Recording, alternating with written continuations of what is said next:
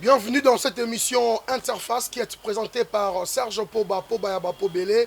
Aujourd'hui, nous avons l'honneur de recevoir Monsieur Ira Mossoula qui se trouve être le vice-président urbain de la ville de Matadi, chargé de questions politiques et idéologiques du parti politique FLNC, en sigle, qui veut tout simplement dire Front des Libérations Nationales Congolaises.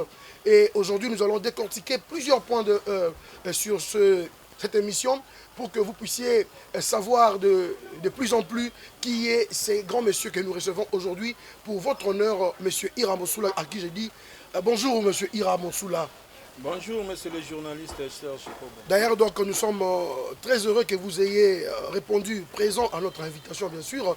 Mais si vous avez des impressions par rapport à votre première fois d'être invité dans notre émission, sur notre plateau, qui est Interface sur Codir TV Matadi, Codir TV Congo, est-ce que vous avez un mot à placer avant que nous puissions commencer notre émission?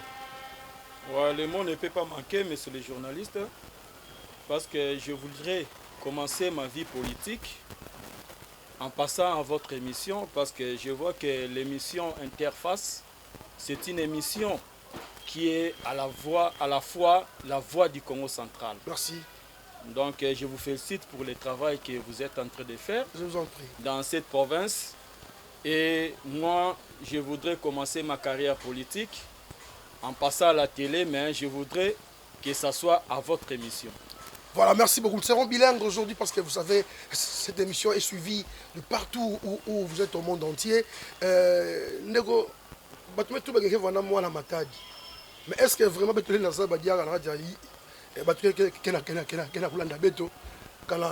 y a vrai que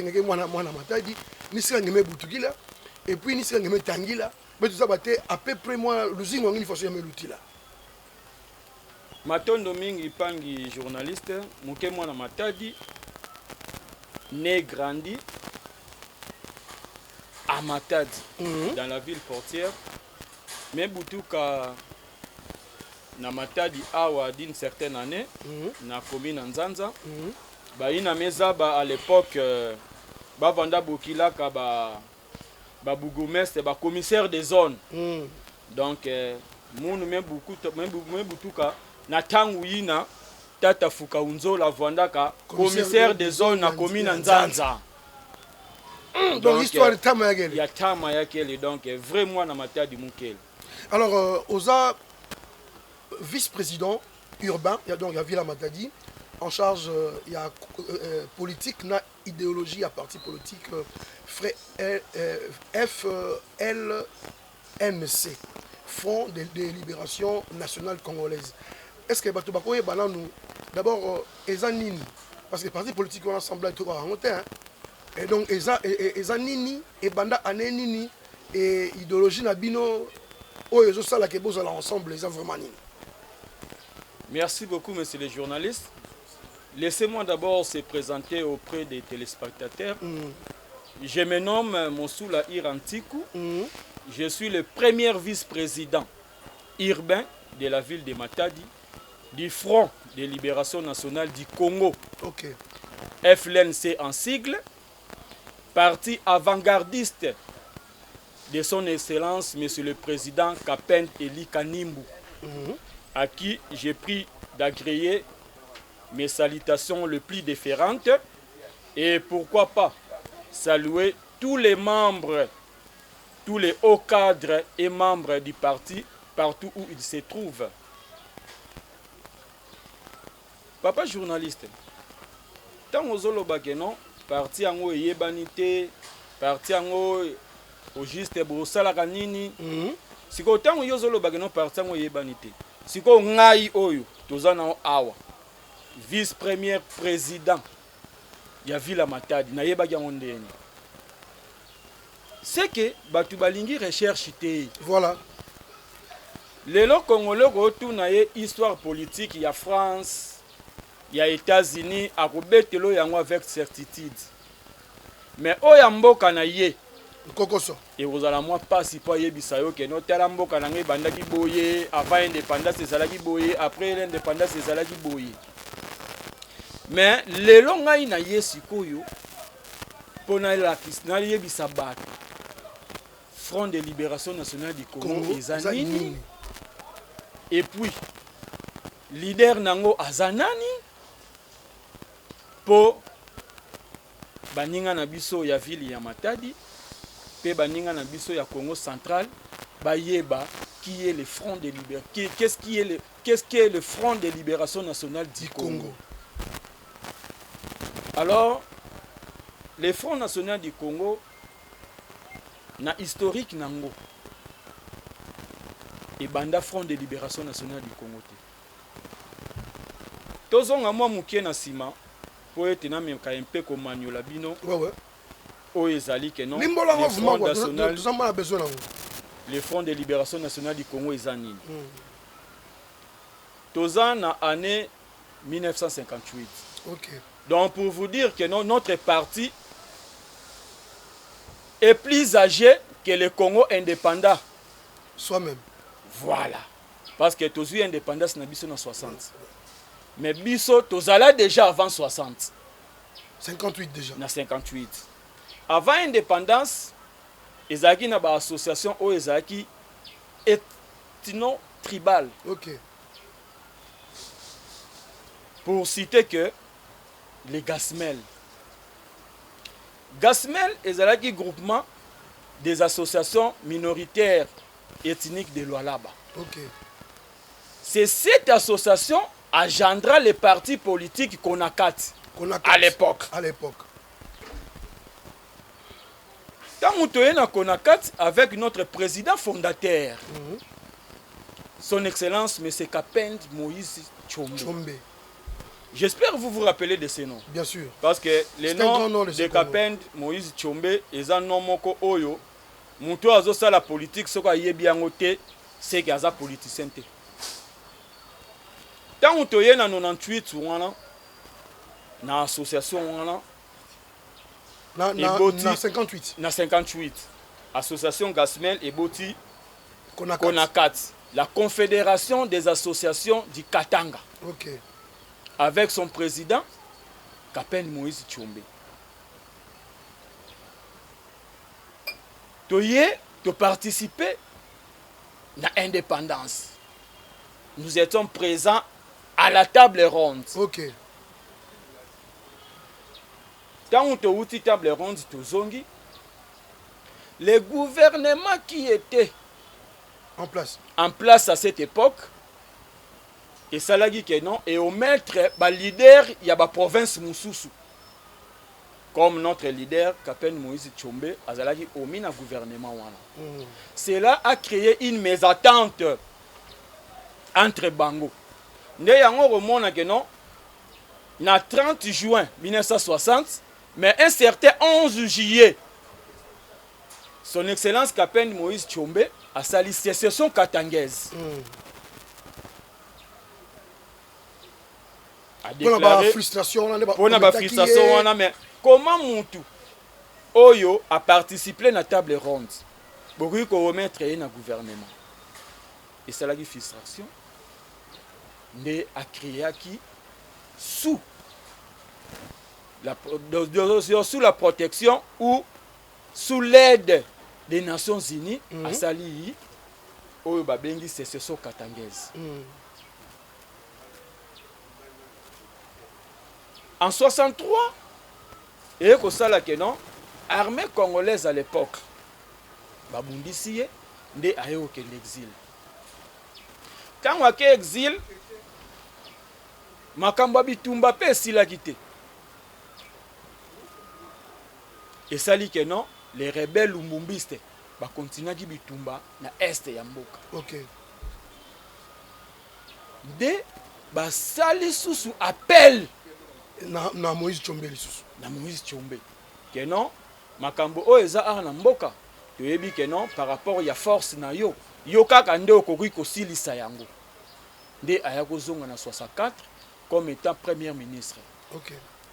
Maintenant, ba objectif o yazalaki nango, ezalaki restaurer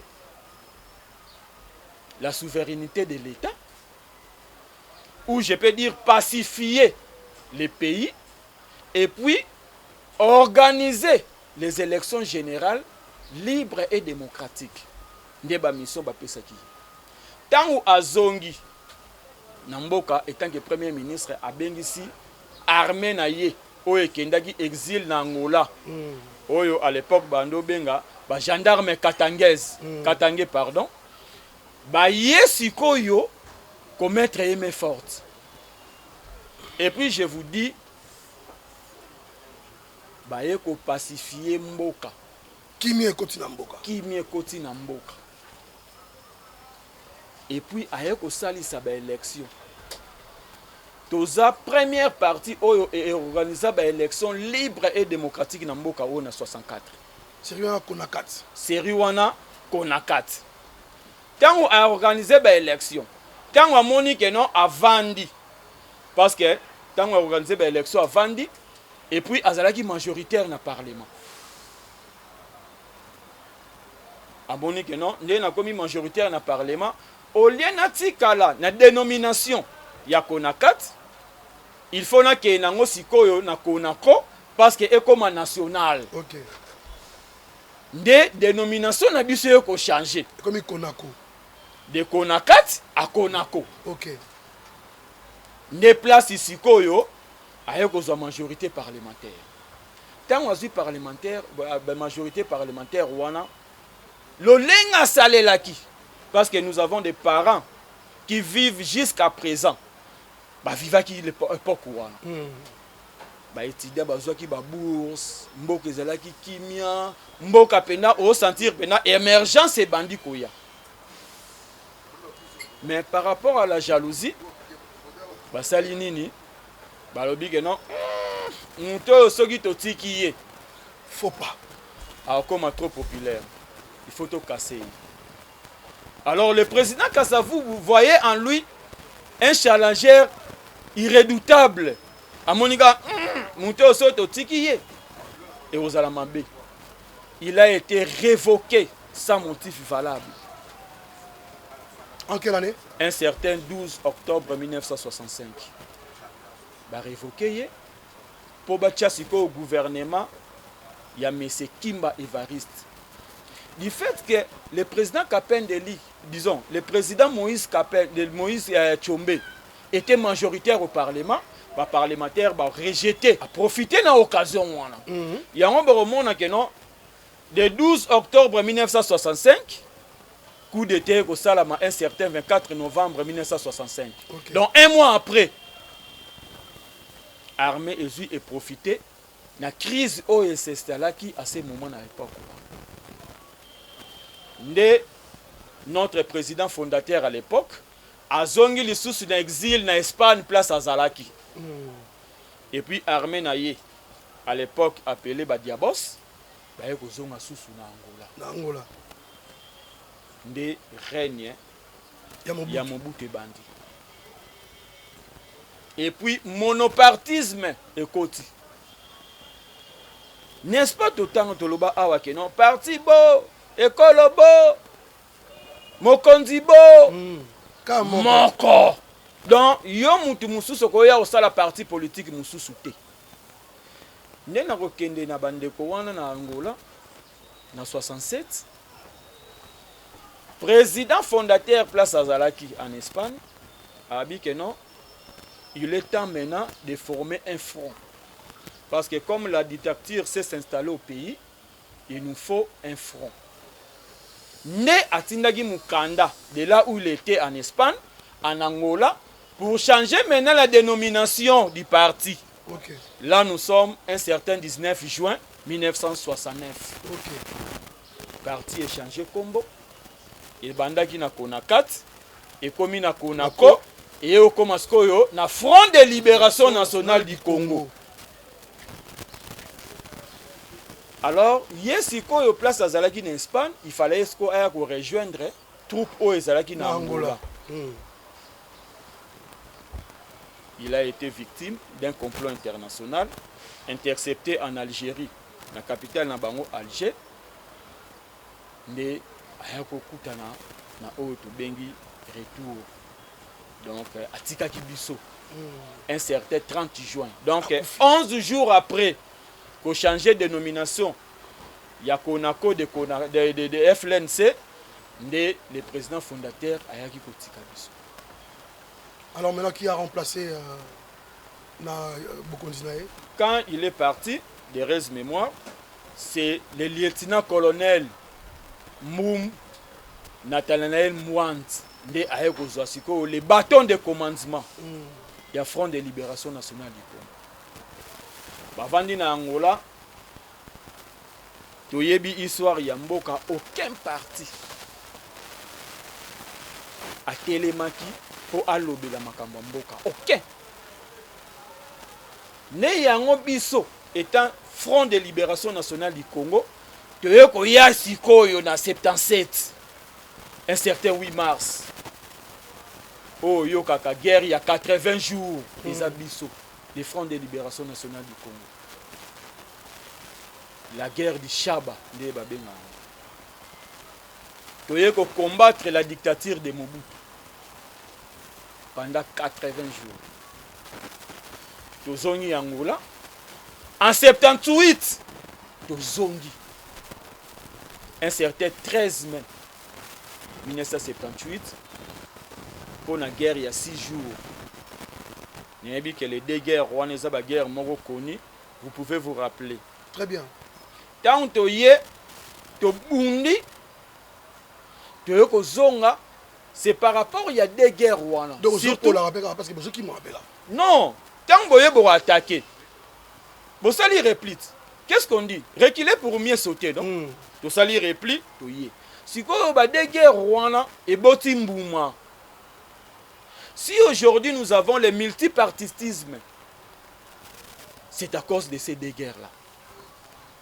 Et puis, pour votre formation, guerre il y a 78 et ça là que non, bureau, il y a administration, il y a parti na biso, bazala, renvoyé na Angola. Déplace Bakendaga exil. Notre président à l'époque, Boum Mwanza Nathanaël, a Kendaki na Guinée-Bissau. Notre leader, au hasard président Nabiso pour le moment, Kapendeli Kanimbu, il n'est pas Kendaki na Bango. Du fait qu'Azalagi na mission, il a été rappelé en Angola. Parce que Azalagi aimait à l'époque au président Agostino Neto. Et puis c'est lui qui a remplacé Agostino Neto aussi, Ezaki Eduardo Santos. Il a son qui na Angola pour réorganiser parti.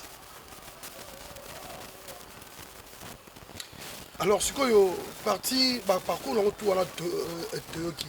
Si vous avez toujours la même idéologie à la guerre pour retrouver la solution, ou bien l'idéologie n'a pas changé quand même pour qu'il y ait même des oreillers dans le boca. Il faut qu'il y ait les alliés. Non, l'idéologie a changé parce que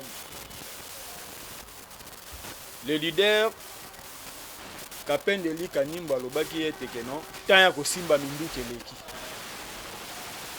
eleki il faut siko tokende na mikanda parce que na uti kolakisa oba prouesse ya notre président fondateur son excellence Kapend Moïse Tshombe asalaki na uti ko expliquer yo ba prouesse ya Mbum Nathanaël Mwanza asalaki sikoyo tangu sikoyo leader Nabiso, Kapendeli Kanimbu, a eu besoin de bâton de commandement en 79. Ndesiko ba prouesse à ça jusqu'à présent. Le parti est resté très longtemps en exil. Il est resté très longtemps en exil. Kozonga ya leader Nabiso, ezalaki na mboka oyo.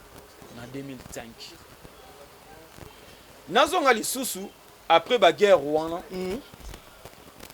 multipartisme ezongi na 82 to moni que non ba lancer que non multipartisme ezongi nde to moni ba parti na biso bando botama entre autres IDPS. IDPS et botami pour votre gouverne. Le fait papa Etienne Tshisekedi tango azalaki parlementaire ya liboso azalaki nango na parti na biso Konako pardon. Konako. Donc kozala na ye parlementaire liboso ezalaki na parti na biso yango monaki IDPS eza parti moko boye ezalaki na prouesse moko boye parce que eza bamakambo oyo bazwa yango epa na biso tobandi kokende même guerre wana oyo ya 77 na 78 nde ebotaki CNS na 90 conférence nationale souveraine tozoyeba que non un certain 24 avril je crois 90 Mobutu asala discours moko boye aloba que non comprenez mon émotion Mobutu alela ne conférence wana tango ebandi moyen comme na suka ezati ekatani sur 23 points ils ont voté pour passer la kuna ça il a 21 points 21 points donc ndambo ezalaki traité na 1990 tango ba yosala réouverture nango na 92 ba traité lisusu ndambo nde ezalaki 2 points etikalaki assassinat et le bien mal acquis Mobutu amoni ba point oh soki esili si esili ekozala bien te il faut na kata nde kokata ekata maki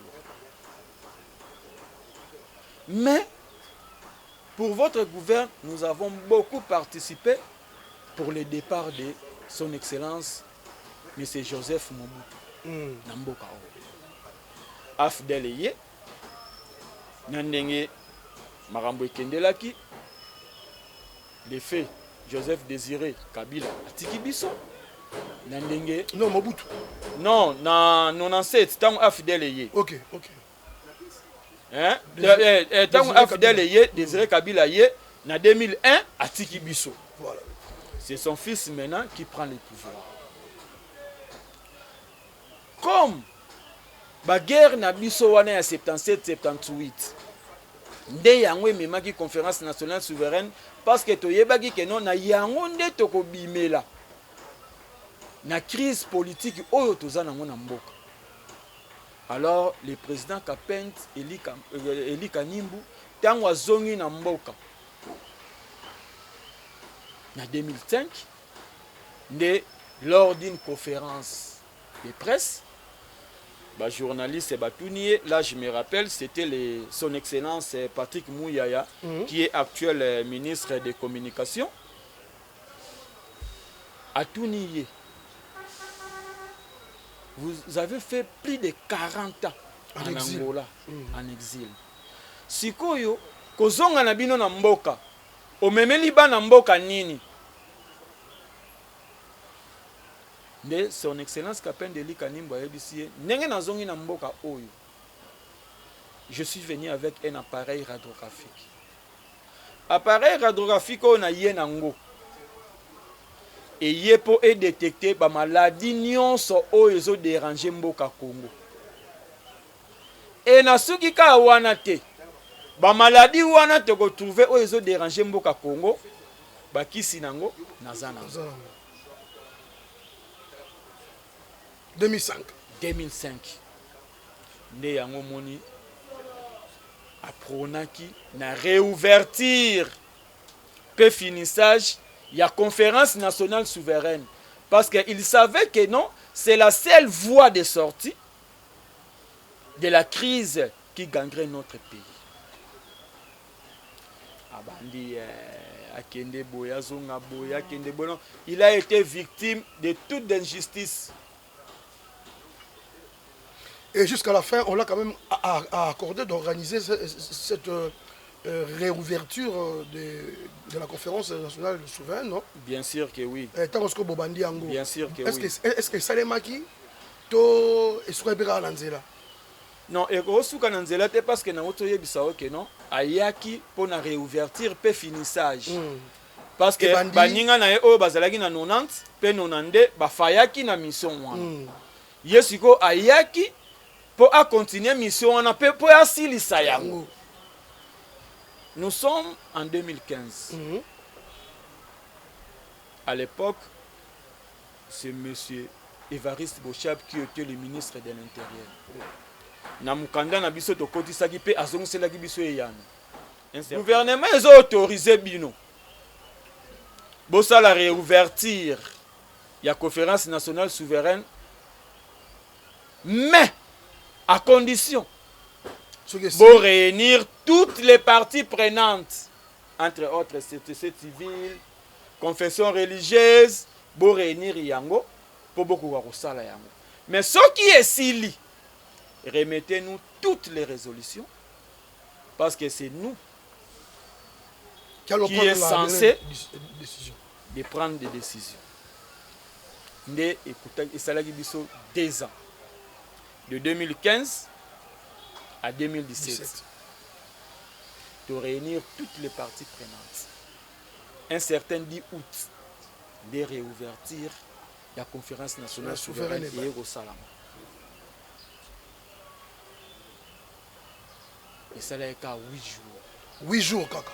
De 10 août 2017 à 17 août 2017. Parce que tu as 2 points traités pour les assassinats. Na bien malaki. 1850 conférenciers ont assisté à ces assises.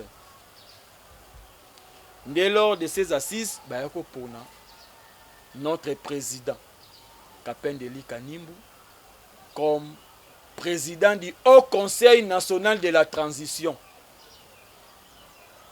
Yemutu Azalaki après Monseigneur Mosengo. Parce que c'est Monseigneur Mosengo qui était le président du Haut Conseil national de la transition à l'époque. Le président Nabiso Aye Okoma, président du Haut Conseil national de la transition. Donc, quand ici Mikanda dans l'État, Ndenge Basenga Kibiso, de 2017, des cours constitutionnels avec promulgué à Renaye. Ouais, on a un journal officiel. Voilà. Avec les amis, prenez-moi ça. Journal officiel, voilà. Avec promulgué à Renaye. Alors, que non, les résolutions de la CNS sont recevables et fondées. Avec publié dans un journal officiel. Voilà. En juillet 2022. Or, nous savons tous que non, lorsqu'un arrêt est publié dans les journaux officiels, à côté de la exécution. À côté de la or, n'est tout cela qui déjà la résolution on a tout ça qui na maboko ya l'État. Normalement en 2018 p élection ni ngao zalate. Ce qui va respecter qui makambo o la résolution les hommes qui to bimbo ndenge mambo salami c'est bien bon tozela. Na 2022 tant va publier un journal officiel après 5 jours je crois le président de la République lui-même a publié les sources dans le même journal pour na koloba ke ba élection o esalamaki na 2020 dans 2006 2011 2018 ezalaki ba élection moko ya bien te et que na lolenge pe nazo monela oyo pe ya 2023 moyen ezala bien hein ezate biso mo to monaki élection ni na mboka bomone sala 8 jours ezala te na mboka. Le président lui-même avait déjà prédit ça dans les journaux officiels. Tant que komi wana net vandi sikoyo tolobi que non, il est temps maintenant de parler parce que notre leader le patriarche Kapendeli Kanimbu alobi ya ko bombe za souté bokende bolobela peuple parce que nous savons bien que notre président c'est un patriote. D'ailleurs, Abimina, parti Oyo, ils ont prôné le peuple d'abord. Alors, nous osons croire que non, dans un bref délai, à l'application, application, il y a une résolution, il y a une conférence nationale souveraine ouana, parce que c'est la seule voie de sortie de la crise Oyo. Alors, Ndeko Ira Mosula, est-ce que masolo wana obetu wana neti peti basiko neti mo ressemblance moi mike ezali. Est-ce que même résolution wana oza sûr que ça peut aussi ça adapter par rapport il y a situation autre dans le niveau il y a Congo pour la kobima peut-être la crise oyo kokaki pe kozala pour la makambo zo likalelo mboka na biso. Tout est déjà prévu là-dessus. Tout, je te dis, monsieur le journaliste. Neti première commission oyo ezali ya défense et sécurité. Eza na kati ba résolution wana. Lolenge nini tokoki kosala po ete bitumba ekoka kosila na mboka na biso. Eza na kati. Eza na kati. Donc quand je vous dis que non, c'est la seule voie parce que tout a été déjà prévu dans ces résolutions-là. Et puis au moment où je vous parle, ezana ba mesa na bango.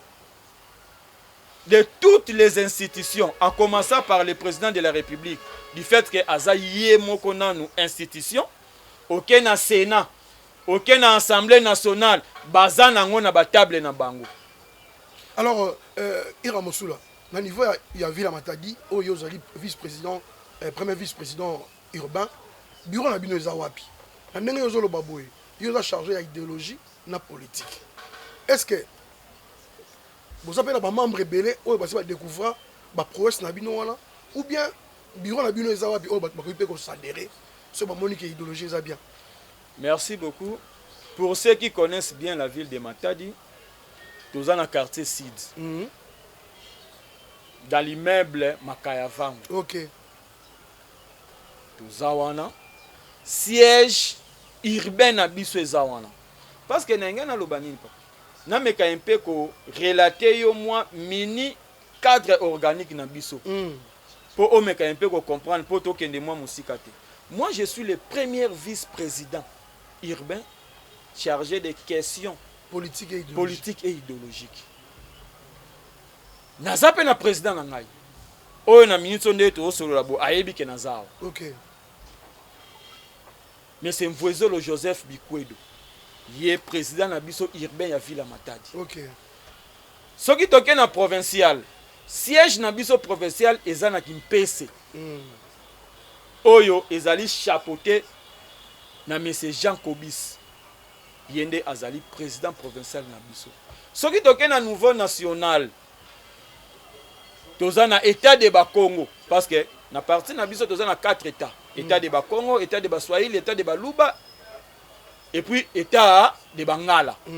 Peut-être à la longue toroyeba ba état wana sala nini ba fonctionnement nango. Mais nazo pesa yo moi mini cadre organigramme na biso. Na état de Bakongo wana eza chapeauté par monsieur Mayoyo Eric. Nde na administration générale N'enge ba parti musuba lobaka secrétariat général, secrétaire général. Nous parlons de l'administrateur général. Ils ont chapeauté na M. Nzenza Edouard. P au sommet, de son excellence M. Kapen de Likanim comme étant président du parti. Voilà. Bandeko la kasi binamo bozolanda biso ndeko Ira Mosula bongo premier vice-président chargé à questions politiques et idéologie, il y a FLNC, où ils ont Front de libération de la nation du Congo. Azabongo la ville à Matadi, après cette histoire là-bas, on a Banda, qui est le leader, le président, il y a parti politique na bango, et les loyaux, après cette histoire, adresse autre comme on a porté solo là, n'a membre il y a parti politique comment faut-il s'adhérer. Alors pour que vers la fin déjà, ndeko Ira Mosula, parti politique na bino, tu vois monsieur bazaka capitaliste, monsieur bazaka socialiste, ce qu'on y a bino parti politique, boza penché dans le système ni. Merci beaucoup monsieur les journalistes. Et puis question na yo ko sunganga un peu na lobela un peu leader na biso parce que on a outo lobela yo apparemment ezaba prouesse il y a ba président na biso ba sala na stale le ba prouesse il y a Kapen Moïse Tshombe na yebisi yo il y a lieutenant Mbum Nathanaël Mwans. Sikoyo na yebisa yo ba prouesse. Il y a leader Nabiso actuellement, Oyaza, actuellement président, il y a Front de Libération Nationale du Congo. Pour votre gouvernement, notre président n'est pas seulement le président du Front de Libération Nationale du Congo. Il est aussi le leader rénovateur d'un nouveau système politique. Oyo Eza, Union des neutralistes indépendants.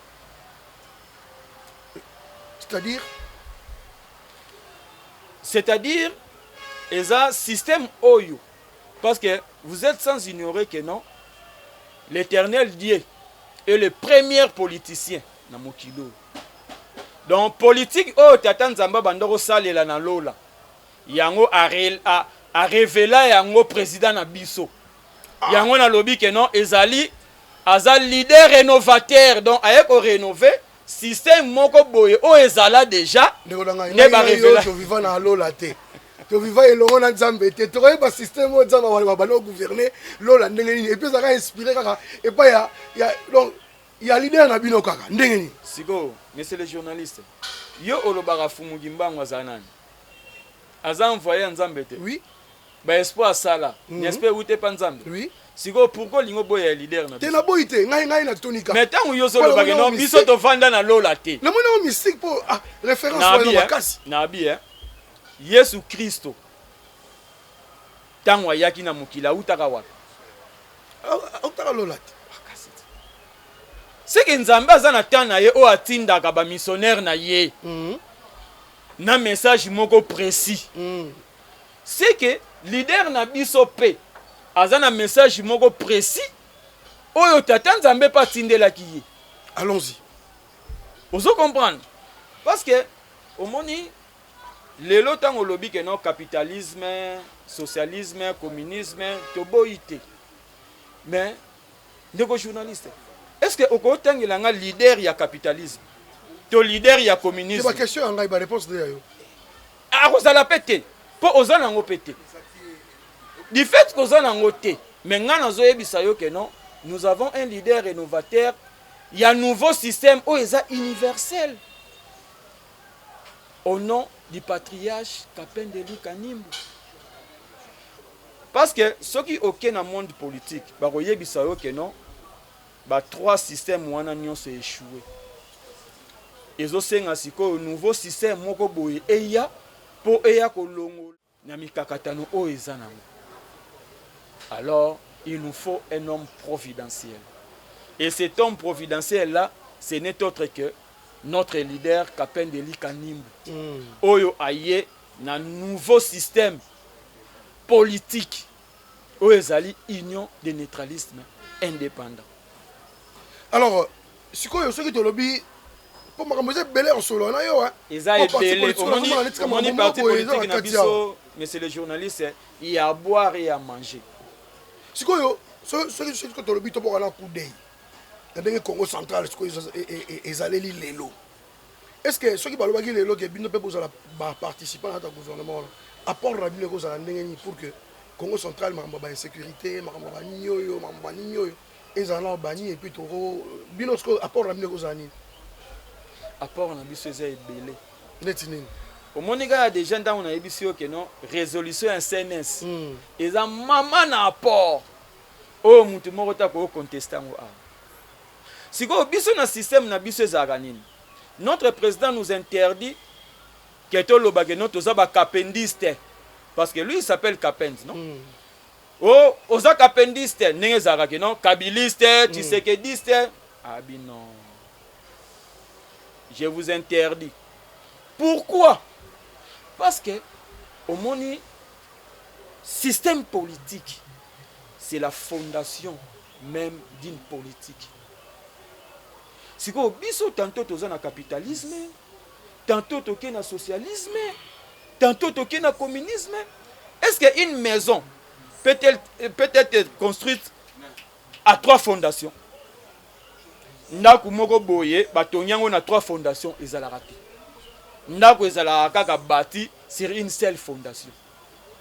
Sikoyo il faut bozala na système oyo kozala fondation il y a parti politique na bino, disons il y a politique na bino ya mboka.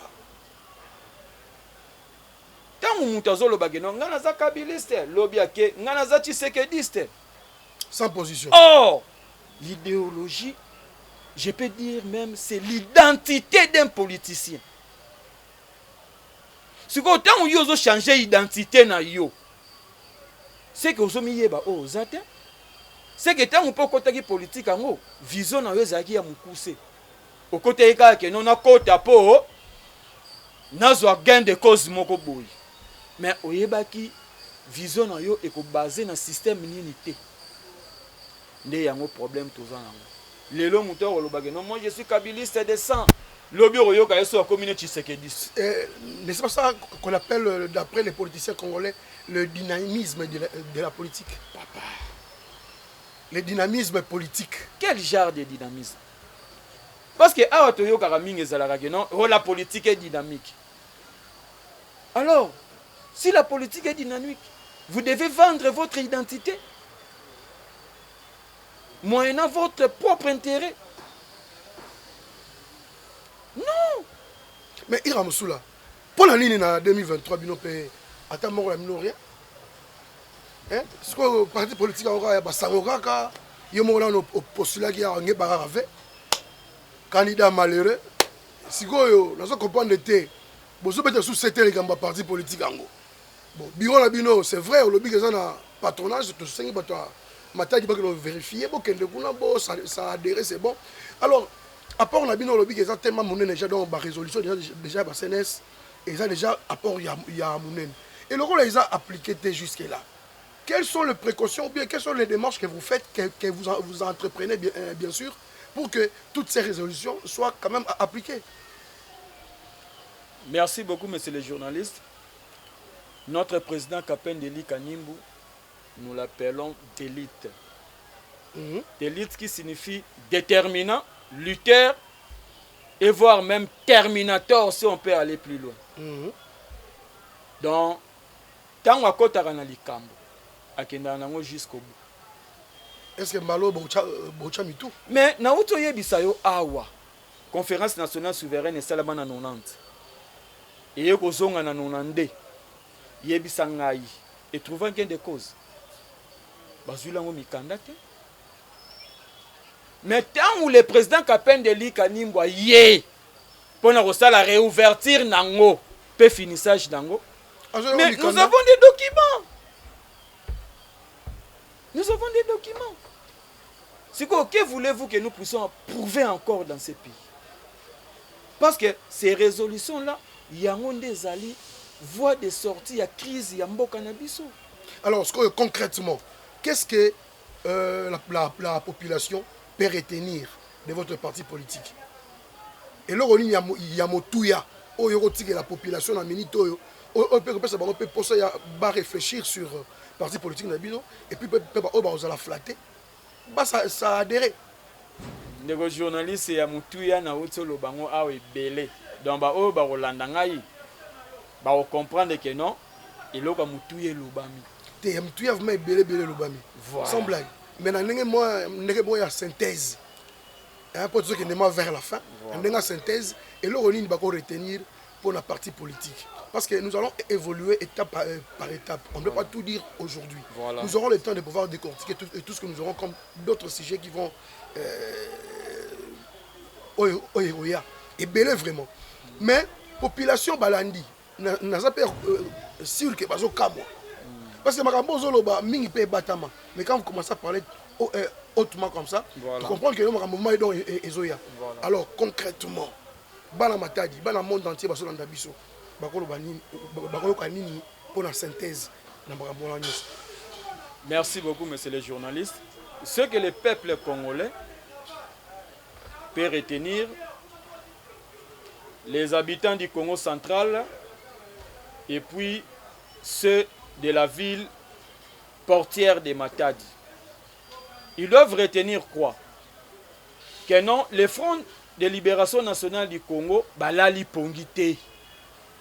Bazali ko bunda pona ko longola mboka oyo na crise oyo ezali installé en ce moment. Notre leader, le président Kapend Eli Kanimba, qui était un homme providentiel, a un nouveau système.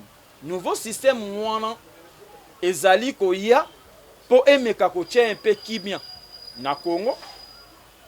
Akosuka ka na Congo te, na Afrique, et pourquoi pas dans le monde entier. Donc, bazala désespéré te, ezana batu oyo bavandi esika moko, bazo bunda, po ete kimia, eko wakozonga na mboka na biso Congo. Bandeko, bisika bazolanda biso de partout où vous êtes, c'est l'émission Interface. Ira Monsula, premier vice-président urbain chargé des questions politiques et idéologiques, il y a FLNC, Front de Libération Nationale du Congo. Nakalisi boyoki ndenge ya lobby. Et ceux qui ont trouvé intérêt, bobenga biso na numéro est affiché, te remettre bien en contact naie pour que vous ayez plus ample détails. Alors, poto 6 na biso, na premier numéro na biso, restez branchés parce que ça nous a tourné 4 numéros déjà. Donc vous avez encore mais toujours évolué déjà par étapes pour une évolution. Il y a un parti politique qui les alliés. Alors ce qu'on a dans Congo central, nous avons une question. Vous avez remarqué dans le Congo central et ceux qui remarquent que c'est valable, vous avez reproché le gouvernement du Congo central. Bon, en tant que parti politique central, en tant que parti politique, nous avons les députés na biso baza na assemblée provinciale. Ils ont biso de tout bango. Voilà. Donc moi aussi, j'ai fait partie à ceux qui ont élu ces députés-là. Alors, son Excellence, Monsieur le gouverneur, grâce Maswangi Bilolo, avant comme gouverneur, a zappé député, parce qu'il a été élu. Oui, voilà. Alors, tout ce qui se passe là, il y a un exercice démocratique. Parce que les journalistes, ceux qui ont été confiance. Ceux qui ont été makambo oyo nga na lakaki bango nazo salela bango te, n'est-ce pas, ba retirer nga confiance. Alors biso totindaki bango pour bakendo lobela biso. Donc tout ce qui se passe au Congo central, si c'est pour l'intérêt du peuple, là nous sommes d'accord. Mais ceux qui ont un intérêt au ya bango moko, wana je vous dis prochainement en 2008, en tout cas nous serons censés ya ko retirer bango confiance na biso. Voilà, pour clôturer la biso, Nalandi on a cadre organique, il y a parti de mais je n'ai pas entendu parler de la jeunesse. Et pas la bino jeunesse, ils ont un département. Na ebisagi ok non, wana ezali mini cadre organique. Okay. Donc un cadre organique partiel, eza généralité. Yango moni na kendagi na yo par rapport ya ligne o nga nazali. Nous avons un ministre général. Nenge batu ba parti politique ba lobarake non. Ligue des jeunes. Au président de Ligue des jeunes, nous avons tout un ministère général présidé par son excellence monsieur Jean-Claude Mavitidi. Et pas na biso awa na provincial, tous appelés na ministre provincial de la jeunesse, pour ne pas dire président de Ligue des jeunes. Oyo eza présidé nani na papa na biso Gislin Ditula. OK. Aza tellement na yebisa que no siège provincial na biso eza na Kimpese, aza na Kimpese. Nde awa sikoyo pe tozana ministre général urbain oya ki para jeunesse, oyo ezali dirigé par na excellence Tamba. Voilà, merci. Bandego, ma question à Bino, beaucoup de toujours qu'on commence parce que tu continues toujours naïe. Tu comme vraiment la souga ya entretien na biso na Ira Monsula. Tu as été toujours branché dans le programme la biso à Codir TV. Mais ma question à Bino fait comme la biso parce que toujours évolué étape par étape pe bourgeois éclaircissement. Na ndenge vraiment ya molai na yango matali FLNC. Ils ont dit parti politique moko ya kala et ça la makamba ya minene, mais ils sont restés silencieux depuis beaucoup de temps et il est temps maintenant aujourd'hui, excusez-moi de ce pléonasme bien sûr, il est maintenant vraiment temps pour que balobe la skoyo makambo ba fungola mungongo pe bino pe ba bozona na biso botala pe boye basoki ko tirer profit na bino pour bosangana ensemble pour na kokumba parti politique. D'ici là, portez-vous bien. On se retrouve très prochainement pour un nouveau numéro avec la deuxième étape avec notre qui est tout simplement M. Ira Mossoula, premier vice-président urbain chargé des questions politiques et idéologiques du parti politique FLNC, donc Front de Libération Nationale du Congo. Donc d'ici là, portez-vous bien, on se retrouve très prochainement. Dans le côté caméra, vous avez bon la vision d'écho. Chirac Lipasa et Longo na Stromboclin, bango bali baza na réalisation et na montage. Mais bandeko bino bato bozolanda biso partout au bino bozali. Sango o ya munene te bino sulelo. Votre banque de famille eza bongo Kadeko. Kadeko ezali banque oyo ezo salisa biso na ba famille na biso pour na ba épargne na biso na ba petit commerçant ba grand commerçant tous se retrouver bongo na banque oyo eza ya solo et ya bongo Kadeko. Donc Kadeko est partout dans le Congo et beaucoup de toujours confiance, votre banque de famille. Merci. D'ici là, portez-vous bien. L'assistance de Océan Malonda et pourquoi pas de CG Tony Nsangi, Bango Tunde ba assister bisona de la Rigen depuis Ogefram, to pesibino mbote belé, pena bandeko oyo ba kordaki biso poto mekamuke ko sala émission o bazaki vraiment la table o mais bango ba essayer de déplacer qui to pesibino merci beaucoup vraiment tika etenzambe azana biso to kutana bon mikolo menzeli koya. D'ici là portez-vous bien, merci.